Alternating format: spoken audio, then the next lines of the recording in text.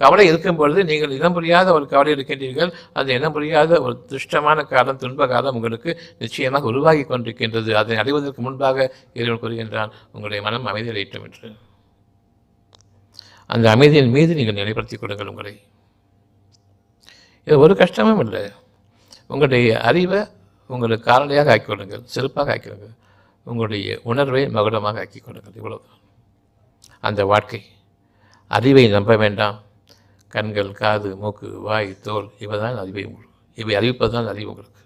ஆனால் உள்ளம் அறிவிக்கூடிய அந்த அறிவிப்பு சத்தியமானது, இறைவனுடைய ஆற்றல் கொண்டது. அந்த ஆற்றல் படைக்கும் ஆற்றல் கொண்டது, அழிக்கும் ஆற்றல் இல்லை. உங்களுடைய அறிவு படைக்கப்பட இருப்பதை அழிப்பதும் படைக்கப்பட்டவற்றை நாசமாக்குவதும் நம்முடைய வாழ்க்கையாக இருக்கின்றது. நம்முடைய அறிவு. உங்கள் அறிவை கொண்டு நீங்கள் நிகழ்த்தக்கூடியது எதுவுமே கிடையாது. ஒரு சாப்பாடு சாப்பிடணும்னு சொன்னால் கூட உங்களுக்கு பசி எடுக்கணும். பசி மட்டும் இருந்தால் பத்தாது, நாக்குக்கு ருசியும் வேணும்.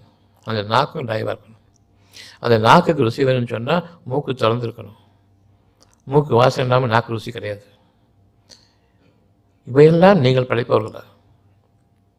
இவற்றையெல்லாம் ஒன்றிணைத்து உங்களுக்கு ஒரு பசியையும் ஒரு ருசியையும் ஒரு ஆகாரத்தையும் கொடுத்து உங்களுக்கு உணர்வளித்து ஊட்டமளித்து உங்களை வாழ வைத்துக் கொண்டிருக்கும் பொழுது எப்படி நான் என்ற எண்ணம் வந்தது? நான் வாழ்வேன் என்ற எண்ணம் எப்படி வந்தது?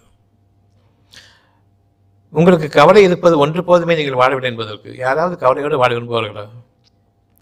கவலை நீங்கிவிட்டால் நன்றாக இருக்கும் என்று எண்ணுவார்கள். கவலை வேண்டாம் என்று விரும்புவார்கள். கவலையோடு வாழ்க்கும் வாழ்க்கை கொஞ்ச நாள் ஆகும்போது என்னடா வாழ்க்கை என்று தாங்களே நொந்து கொள்வார்கள். எந்த நாளும் கவலை கவலை போதும், வாழ விரும்பவில்லை. நீங்கள் வாழ விரும்பினாலும் விரும்பாட்டாலும் நீங்கள் செத்து கொண்டிருக்கின்றீர்கள். உங்களுடைய ஒவ்வொரு உறுப்பும் இறந்து கொண்டிருக்கின்றது என்பது நீங்கள் அடையாளமாக கொள்ளுங்கள். அந்த துன்பத்தோடு வாழ்ந்து கொண்டிருக்கின்றீர்களே, பழக்கமாகிவிட்டது என்று. அந்த துன்பம் வேண்டுமா வேண்டாமா என்று இறைவன் கேட்டுக்கொண்டிருக்கின்றான். வேண்டாம். அப்படி என்றால் பழகிவிட்டது என்று ஏன் கூறுகின்றீர்கள்? அந்த துன்பத்தினுடைய நீங்கள் உங்களுடைய இறைவனுடைய வாக்குகளை கேட்கின்றீர்கள். இந்த துன்பம் நீங்கும், ஏற்றுக்கொண்டீர்கள். ஆனால் உணராமலேயே ஏற்றுக்கொண்டிருக்கின்றீர்கள். முற்றிலுமாக எனக்கு துன்பங்கள் தான் என்று இருக்கும் பொழுது கவலை பயமாக மாறி, பயம் அதிர்ச்சியாக மாறி, அந்த அதிர்ச்சியை நாம் இறந்து போயிருப்போம். என்னுடைய பாவங்கள் என்ன என்பதை நான் அறிகின்றேன். உங்களுடைய பாவங்களுக்கான மன்னிப்பை தேடுங்கள். என்னை பார்த்து யாரும் பாவமாக இருக்குதுன்னு சொன்னால், என்னை பார்த்து இறக்கப்படுறாங்கன்னு சொன்னால், எனக்கு அந்த மாதிரி கஷ்டமான சூழ்நிலை நான் இருக்கிறேன். என்னை பார்த்து பல பேர் இறக்கப்படுறாங்க. அந்த வார்த்தை பாவம் வார்த்தை ஏன் வந்ததுன்னு சொன்னால், பார்க்கறதுக்கு பரிதாபமாக இருக்குது, பாவமாக இருக்குதுன்னு சொல்லிட்டு இருக்கோம். அது இறக்க குணத்தின் காரணமாக அல்ல, அவர்களுடைய பாவமாக இருக்குது. யாராவது கஷ்டப்படும் போது பாவமாக இருக்குதுன்னு சொல்லும்போது அர்த்தம் அவங்களுடைய பாவமாக அது இருக்கிறது. தான் சுகப்படுத்திக் கொள்வேன் என்ற அந்த எண்ணத்தின் பாவமாக இருக்கின்றது.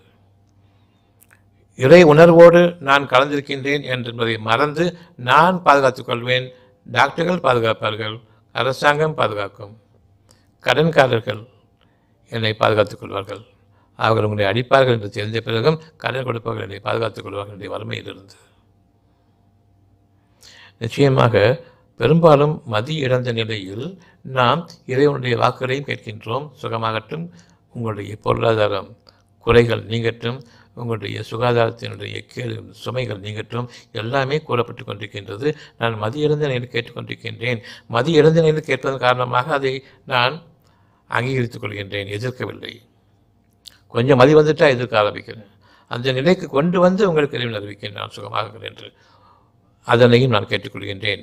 எதனை நான் இறைவனிடமிருந்து ஏற்றுக்கொண்டேனோ அதனுடைய சுகமும், நான் என்று என்னை வாழ வைத்துக் கொள்வேன் என்று எண்ணக்கூடிய அந்த பெருமையினுடைய கேடுகளும் ஒன்றிணைந்து நாம் துன்பத்தோடு கலந்த இன்பத்தை வாழ்ந்து கொண்டிருக்கின்றோம்.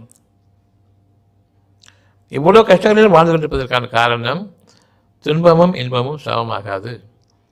ஒன்று நல்லது, இன்னொன்று கெட்டது.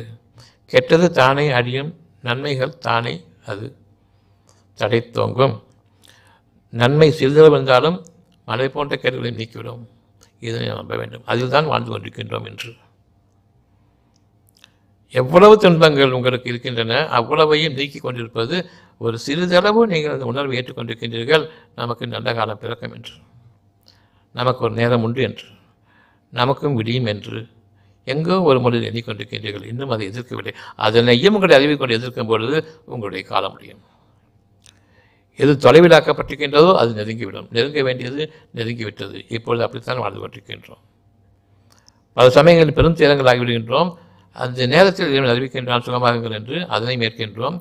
திடீர்னு கவலை மாறி போயிடுது. எவ்வளவு கஷ்டத்தோடு சில சமயங்கள் இருக்கும் பொழுது திடீர்னு என் மனசு வந்து கொஞ்சம் சமாதானம் அடையுது. காரணம் என்ன? அந்த வாக்கை கேட்டது காரணமாக. அது வெற்று வாக்கா? நிச்சயமாக அல்ல. உண்மையை கொண்டு கூறப்படக்கூடிய அந்த வாக்கை ஏற்றுக்கொண்டேன். அந்த வாக்கை ஏற்றுக்கொண்ட காரணமாக நெருங்கி வரக்கூடிய துன்பம் நீங்கிவிட்டது. நான் பார்க்க முடியாத போதே அந்த சூழல் நீக்கப்பட்டு விட்டது. அதன் காரணமாக அமைதி அடைகின்றேன்.